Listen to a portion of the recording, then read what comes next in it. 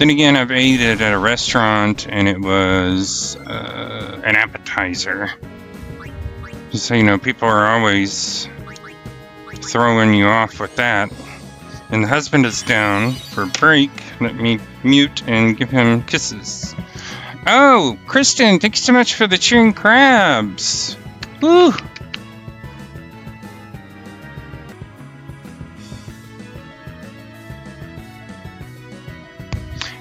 Gator chili? Oh no, honey. Mm-mm. Blech.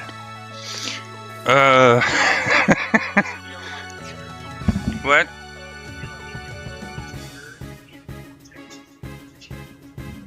Yeah. The husband said it's, if you want chicken in it, just put chicken, because it's probably cheaper.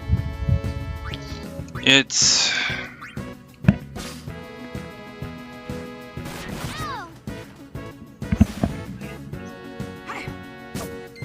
no, Oregon. You can probably buy it somewhere up there. Kristen, thank you so much for the likes.